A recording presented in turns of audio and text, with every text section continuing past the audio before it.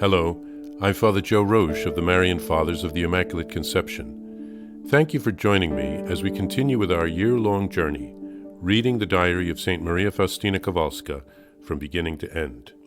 Today we take up from where we left off, beginning with diary entry number 24. One day, just as I had awakened, when I was putting myself in the presence of God, I was suddenly overwhelmed by despair. Complete darkness in the soul. I fought as best I could till noon. In the afternoon, truly deadly fears began to seize me. My physical strength began to leave me. I went quickly to my cell, fell on my knees before the crucifix, and began to cry out for mercy. But Jesus did not hear my cries. I felt my physical strength leave me completely. I fell to the ground, despair flooding my whole soul.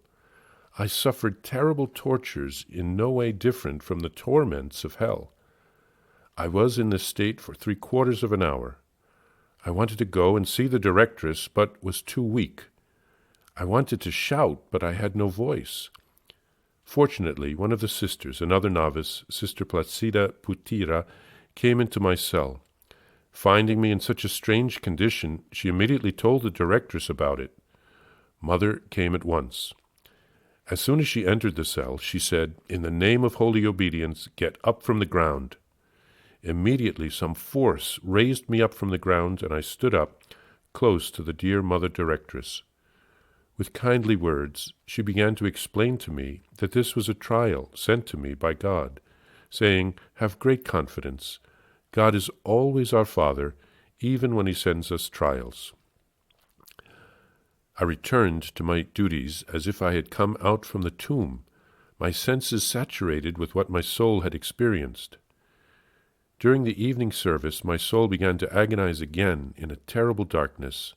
I felt that I was in the power of the just God and that I was the object of His indignation. During these terrible moments, I said to God, "Jesus, who in the Gospel compare yourself to a most tender mother, I trust in your words because you are truth and life. In spite of everything, Jesus, I trust in you, in the face of every interior sentiment which sets itself against hope. Do what you want with me. I will never leave you, because you are the source of my life." Only one who has lived through similar moments can understand how terrible is this torment of the soul. During the night, the Mother of God visited me, holding the infant Jesus in her arms. My soul was filled with joy, and I said, "Mary, my mother, do you know how terribly I suffer?" And the Mother of God answered me, "I know how much you suffer, but do not be afraid. I share with you your suffering, and I shall always do so." She smiled warmly and disappeared. At once, strength and a great courage sprang up anew in my soul, but that lasted only one day. It seemed as though hell had conspired against me. A terrible hatred began to break out in my soul, a hatred for all that is holy and divine. It seemed to me that these spiritual torments would be my lot for the rest of my life. I turned to the Blessed Sacrament and said to Jesus, "Jesus, my spouse, do you not see that my soul is dying because of its longing for you? How can you hide yourself from a heart that loves you so sincerely? Forgive me, Jesus. May your holy will be done in me. I will suffer silently like a dove, without complaining. I will not allow my heart even one single cry of sorrowful complaint." End of the novitiate. The suffering does not diminish. Physical weakness dispenses me from all community spiritual exercises. That is to say, they are replaced by brief ejaculatory prayers.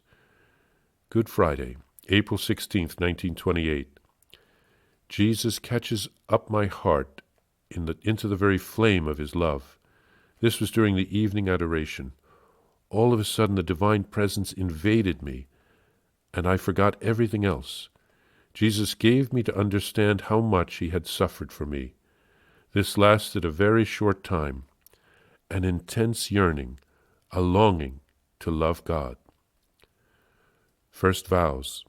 First Profession of Temporary Vows, April 30th, 1928.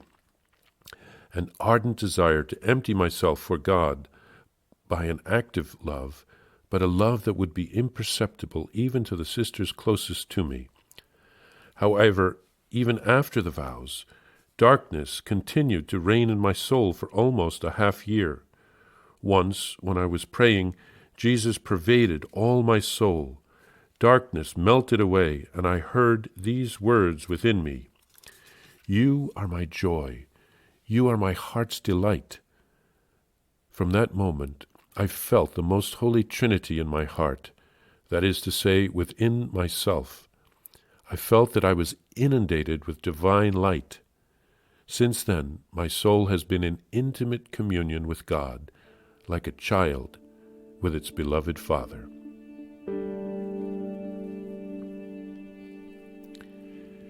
In some ways, we can all identify with the suffering of St. Faustina.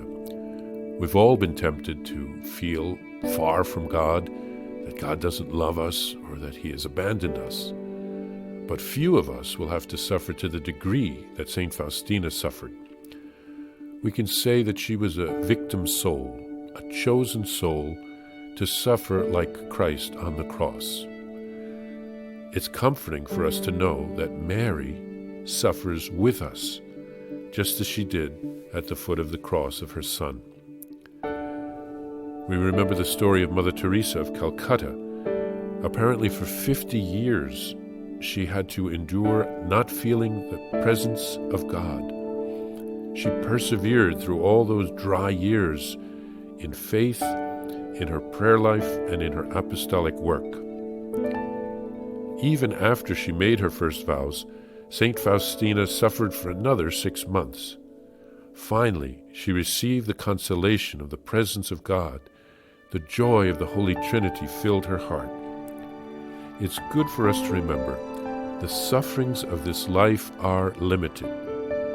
Being with God in heaven will last forever.